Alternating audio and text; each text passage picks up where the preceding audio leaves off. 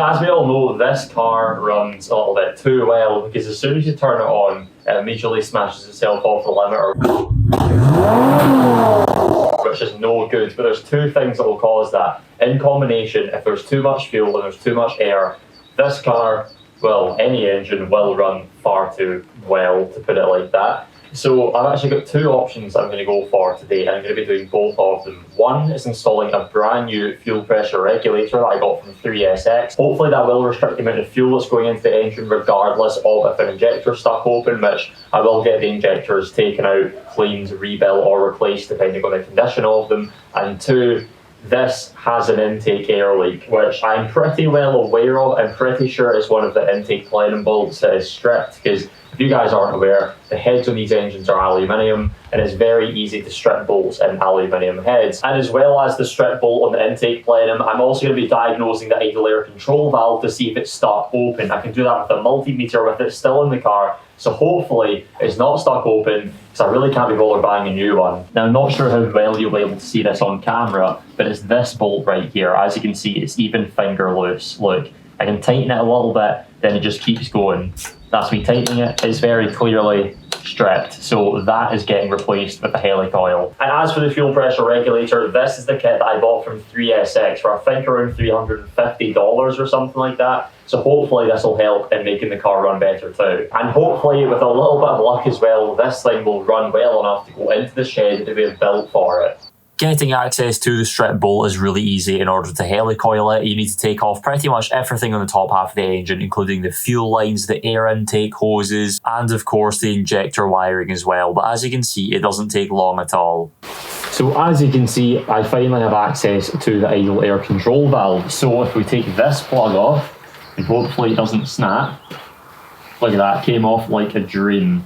We are now able to test the resistance between each of these pins. So using our multimeter, and if we change it to the ohms setting for resistance, we are now able to test, if we plug this in as well, we are now able to test the resistance between each of the pins inside the idle air control valve. These pins run in sets of 1 to 3 at the top, and then 4 to 6 at the bottom. So you test 1 and 2, 2 and 3, then 4 and 5, and 5 and 6. Each of those pins should have a resistance level of between 28 to 33 ohms.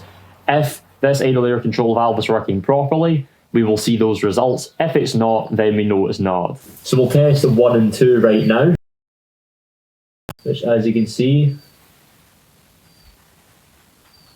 is 28 dead on. So I will take that. Well, 27.9, 28. I'm saying 28 to be optimistic. Now let's say we're going to test 2 and 3. And this is really hard to do, because there's not much room in these Japanese cars. There we go. 28. I'm happy with that. Let's try 4 and 5. 28.4 it looks like. I'm happy with that. And finally 5 and 6. So we're getting there. Hopefully 5 and 6 want to play ball. 28.4. 28.3. You know what? I'm happy with that. And with the idle air control valve tested, it's time to get the rest of the stuff off the engine. Now, a top tip that I always follow is whenever I take bolts out, I put them back where they go, so I don't lose them. Because my memory for remembering where bolts go is absolutely horrendous. And you guessed it, there's even more disassembly just to get to this one stripped bolt.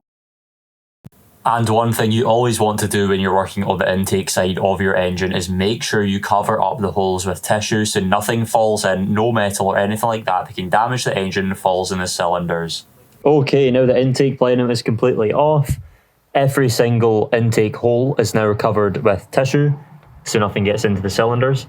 As you can see, that thread is gone, completely and utterly useless, so that's why it's getting replaced. And the other ones, that one looks like it's maybe on its way out. That one looks okay. That one's fine. And lastly, that one looks like it can maybe get some love as well. So, depending on how the worst one goes, I might just helicoil pretty much all of them just to make sure that it's been done. And and to make sure that I don't strip it anymore. So if you don't know how a helicoil kit works, this is one right here. It has everything you need to rethread a stripped thread. It's got a drill bit, it's got a little bit for creating brand new threads for the helicoil insert to go into, and once the insert is put in and screwed in, you snap that little tab off the bottom there and screw your new bolt in, and it basically makes brand new threads for whatever is stripped. But it's safe to say I am absolutely terrified to screw into my engine bay, but it needs done, so it's getting done. Now the first drill that I did was absolutely terrifying, but as you see, it wasn't hard at all.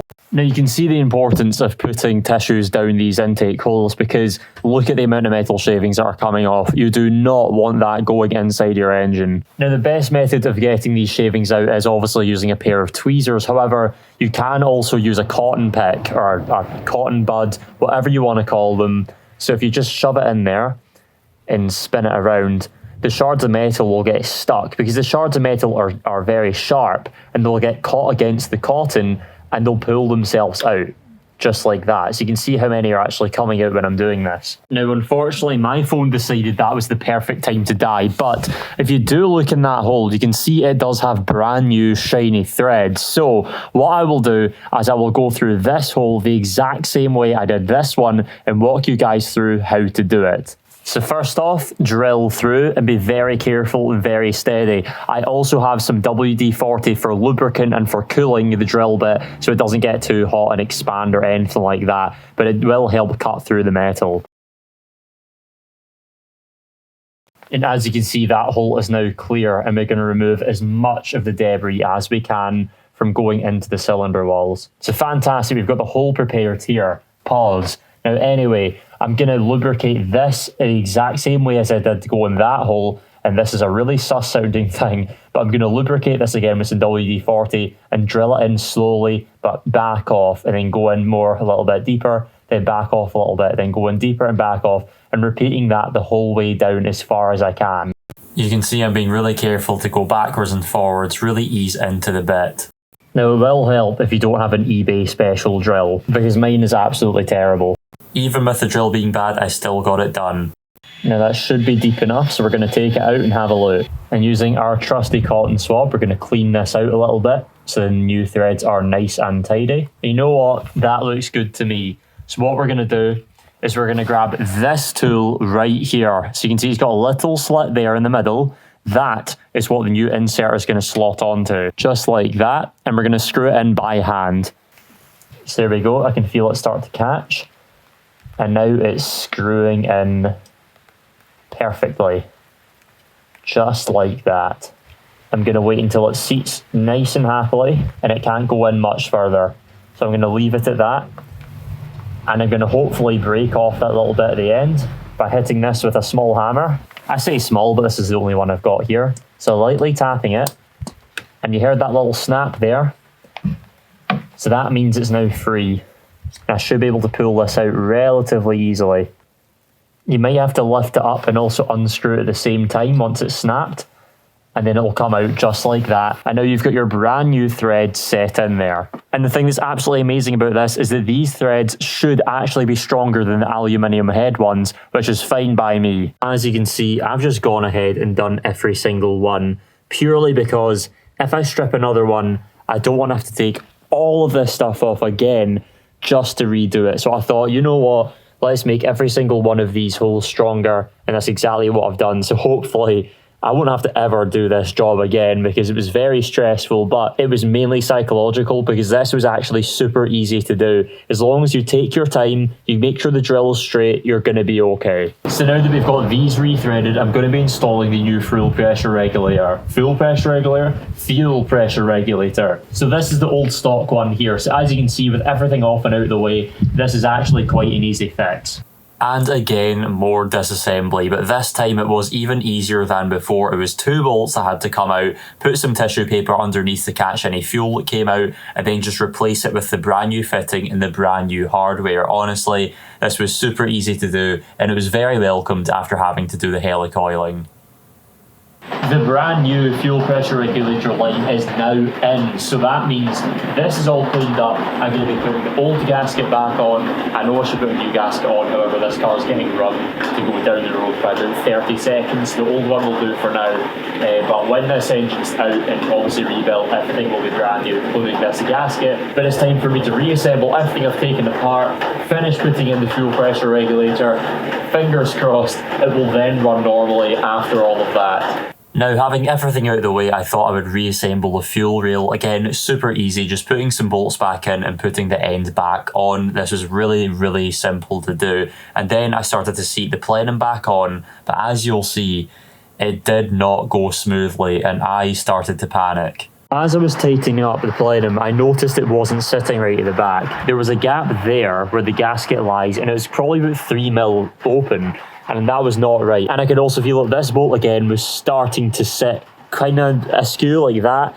So it was cross-threading. I look around the back of the engine and I see this. This tab of metal right here is sitting in the way of the plenum sitting flush. So I'm going to need to move this out the way, then get it sitting properly. You can see it's now been rotated out the way. So we're going to try and get this bad boy back on. And with that little tab of metal out the way, the plenum sat beautifully and I tightened the bolts hand tight because you really do not want to over tighten these. So at risk of sounding like a Minecraft YouTuber, I did a lot off camera.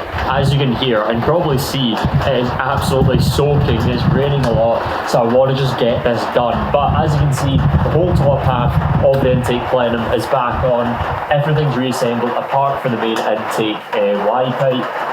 But what I'm doing right now is I'm now calibrating the fuel pressure regulator, and how I do that is I twist this little knob at the top until it gets to between, I believe it's 42 and 45 psi. Right now the car does have a hot wire to the fuel pump, so it means I can turn it off and on.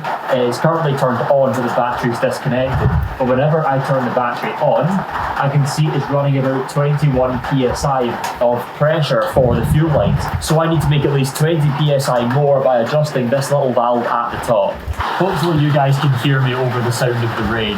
But what I'm going to do is I'm going to leave the battery turned on, and I'm hopefully going to be able to adjust it using this quite ghetto setup because I don't have the right size Allen key unfortunately. So I'm using a drill bit into a socket with a socket adapter and a wrench, or you know what I mean, this thing.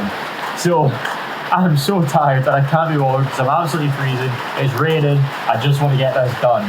So let's get it turned on. You can see it's running around, like I say, 21, 22 psi.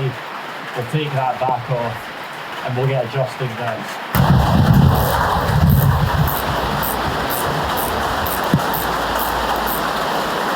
That's a good few turns there. Let's give it a shot. Running around 25, I believe. No, that's 30. Okay. That's running a wee bit too high. That's closer to 50, so let's unwind it back a wee bit. Let's have a look at battery size. That looks about 42. A touch more. Let's see where that's sitting at. I think I'm quite happy with that. Or am I? Slightly backed off, but let's keep her there. We'll get the locking nut tightened back on. Double check again. What's it reading? Hopefully I can move this so you guys can see it a little better as well. There we go. I think I'm quite happy with that. And with the fuel pressure regulator installed and set to the correct pressure, it was finally time to get this engine reassembled fully to get it running. Finally, I've got this car near enough piece back together. Of course, the fuel pressure regulator will be moved. I'm just keeping it here to test it to make sure the car runs properly, but fingers crossed. Hopefully it turns on and it idles nicely, but we're going to find out.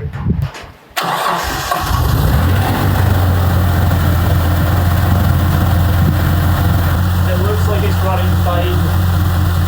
Thank God.